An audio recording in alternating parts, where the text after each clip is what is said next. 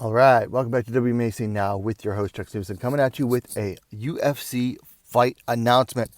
So the Ultimate Fighting Championship has booked a ranked strawweight bout between 5th ranked Amanda Lemos and 7th ranked Iasmin Lucindo that's going to go down at UFC 313 on March 8th in Las Vegas, Nevada.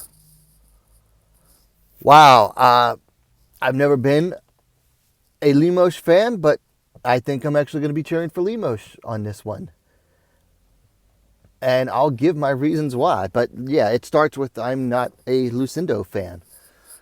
I just feel that she has just been given favorable matchup after favorable matchup. I thought it was going to stop with Marina Rodriguez, but she scraped by Rodriguez in her last bout.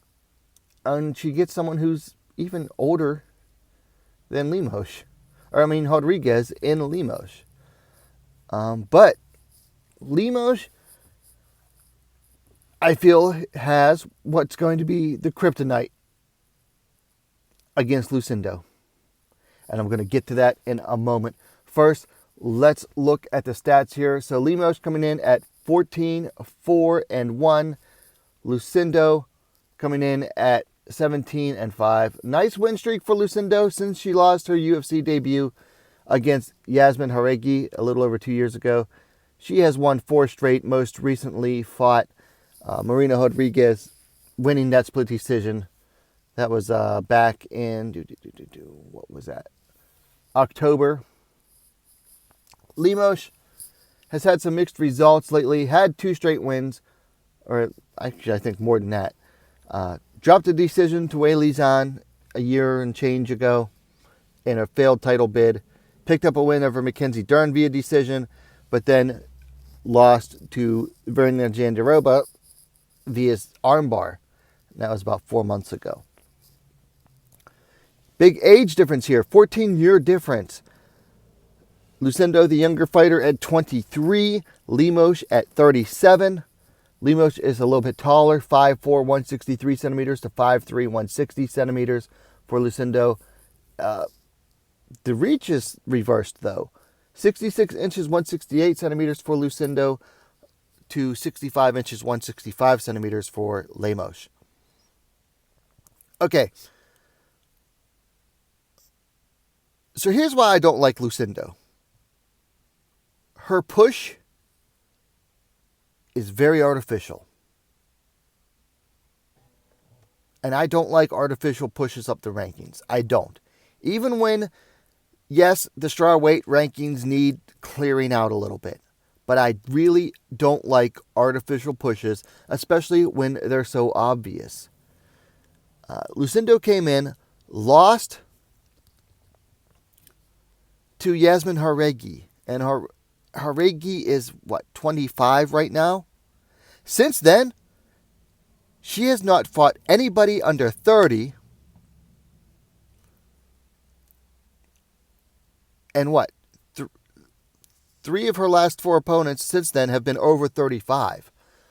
After Jauregui, she fought Brogan Walker Sanchez. Brogan was 33 at the time. She's now, I think, 35. Okay, so 2 have been over 35. Lemos will be the 3rd over 35. So Walker was 33. Then she fought Poliana Viana. That was over 30. She was 31 at the time, but that's still young. Then she fought Karolina Kowalkiewicz. Kowalkiewicz was 38 at the time. Then she fought Rodriguez. Rodriguez was 37. And now she's fighting Lemos. And Lemos is 37. So they're taking the youngest fighter, in the division. And she's fighting the oldest fighters in the division. I don't think there's any... Well, no, Jessica Penny got cut. So yeah, she's fighting the oldest fighters in the division. To which she will be younger and faster. Right? But we saw her kryptonite in the last fight against Rodriguez. straight punches. Lucindo does not know how to throw a straight punch. She throws in these big looping punches like, late 90s, early 2000s Vanderlei Silva. I honestly don't think Lucindo could throw a straight punch if her life depended on it. What is the great counter to looping punches? You throw your own straight punches. You throw punches straight down the pipe, and they're going to land faster, and they're going to land harder than looping punches do. If Marina Rodriguez was stinging you and hurting you with her punches, Lemos punches even harder. Now, the problem with Lemos is that her strikes are telegraphed. Especially when she throws a big right, it's really telegraphed. That's going to work against her. That's about it, though. Lemos throws straight punches, and she hits much harder than Rodriguez. I think she can make Lucindo pay. I think. Amanda Lemos, you are the hope to stop this artificial rankings jumper. On the ground, Lucindo had to resort to taking Rodriguez down because she was getting outlanded on the feet. Or at least she was getting hurt on the feet. We'll say that. I don't know if she was outlanding her. I'd have to go back and look at the stats. But she was definitely getting hurt by Rodriguez on the feet. So she had to resort to taking her down. But Rodriguez is one of those fighters, she gets on her back and she's just going to stay there. You try to take Lemos down, she's going to look to lock up that guillotine. And she's submitted more than one opponent with it. So Lemos is a threat even off of her back, unlike Rodriguez. So I feel Amanda Lemos has a very good shot of beating Lucindo.